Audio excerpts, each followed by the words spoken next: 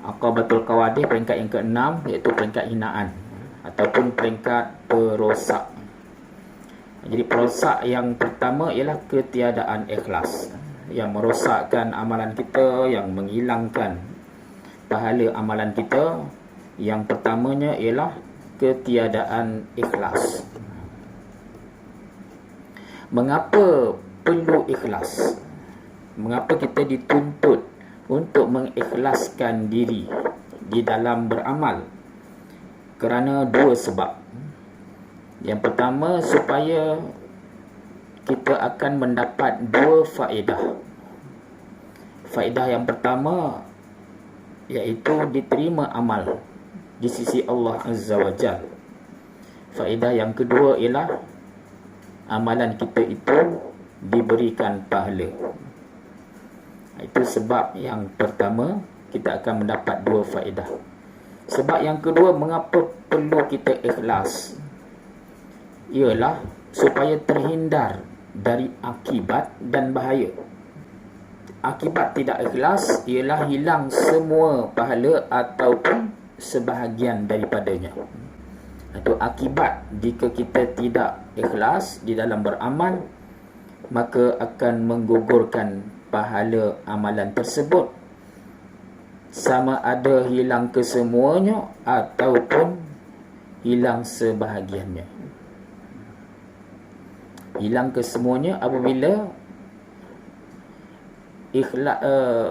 amalan kita itu dirosakkan oleh riak. Riak yang sempurna. Riak ni dia ada dua bahagian kan. Riak yang sempurna, artinya amalan kita itu memang kita mengharapkan balasannya di dunia. Setakat itu saja.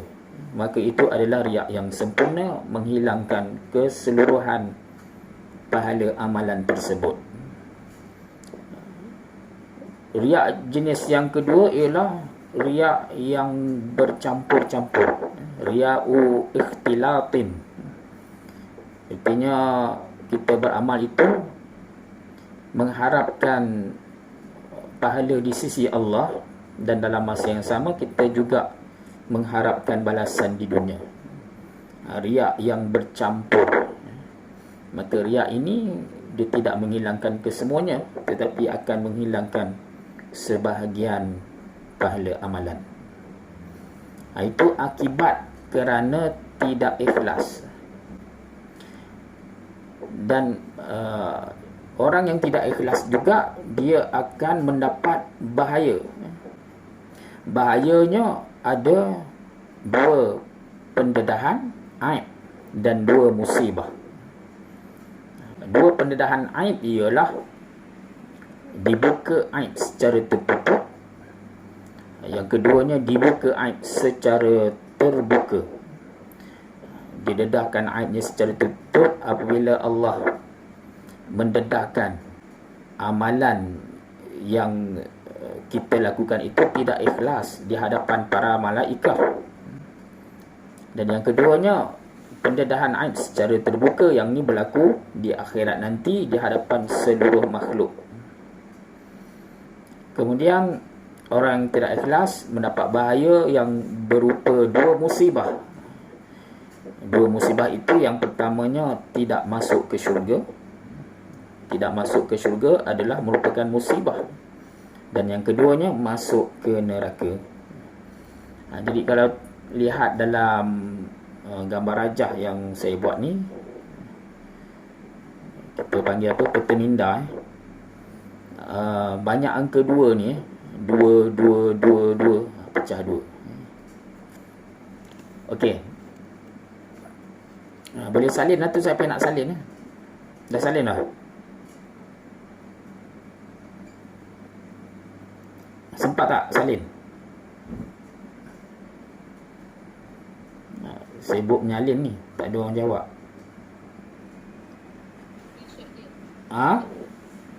Ambil gambar je. Ikhlas terbahagi dua. Yang pertama, ikhlas dalam beramal. Ikhlas dalam beramal apabila amalan itu dilakukan kerana menjunjung perintah Allah, kerana menyahut jemputan Allah ataupun seruan Allah, panggilan Allah. Itu masuk dalam ikhlas beramal. Lawan ikhlas beramal ialah nifaq.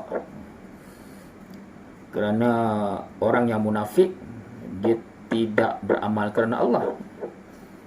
Orang munafik dia beramal ibadah juga kan.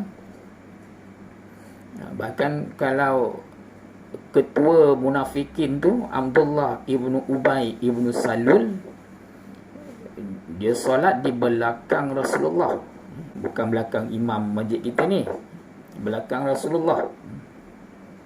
Tapi dia solat bukan kerana menjunjung perintah Allah. Munafikin, hakikat mereka itu kufur kepada Allah. Dalam hati mereka penuh kebencian. Tetapi oleh kerana untuk menunjuk kepada kaum muslimin, maka mereka buat seperti mana amalan kaum muslimin. Kalau mereka tak buat, mereka tidak akan dibenarkan tinggal di Madinah. Jadi bila kaum muslimin puasa, mereka puasa. Bila kaum muslimin keluar zakat, mereka keluar juga zakat. Tapi bukan kerana menjunjung perintah Allah. Jadi ikhlas beramal apabila amal itu kita lakukan didorong oleh menjunjung perintah Allah Azza wa Jalla. Ikhlas jenis yang kedua ialah ikhlas dalam mencari ganjaran. Ikhlas dalam mencari ganjaran apabila kita beramal itu didorong tujuannya mengharapkan ganjaran di akhirat, balasan di akhirat, manfaat di akhirat. Maka lawannya ialah riak. Jadi riak ialah beramal kerana mengharapkan balasan di dunia. Dan riak pula terbahagi kepada dua. Riak yang sempurna, riak mahdin, seperti orang yang membaca Al-Quran tujuannya supaya diselamatkan daripada musibah. Membaca Al-Quran supaya menjadi sihat, sembuh daripada sakit. Kalau niatnya semata mengharapkan balasan atau manfaat di dunia, maka itulah riak yang sempurna. Yang jenis keduanya ialah riak yang bercampur, ria'u ikhtilatin. Artinya ada dalam amalan tu tujuan mengharapkan pahala, mengharapkan ganjaran di akhirat, tapi dalam masa yang sama di dalam amalan tersebut mengandungi tujuan mengharapkan manfaat di dunia. Artinya kalau contoh tadi, orang yang membaca Quran, dia mengharapkan pahala di akhirat, tapi dalam masa yang sama dia juga mengharapkan manfaat di dunia. Dengan bacaan Quran itu dia diselamatkan dalam perjalanan pergi dan pulang umpamanya. Maka riak itu telah bercampur. Tujuan akhirat dan tujuan dunia bercampur. Maka kalau seorang itu melakukan amalan dengan riak yang bercampur, pahalanya jadi kuranglah, tidak mendapat pahala yang sempurna.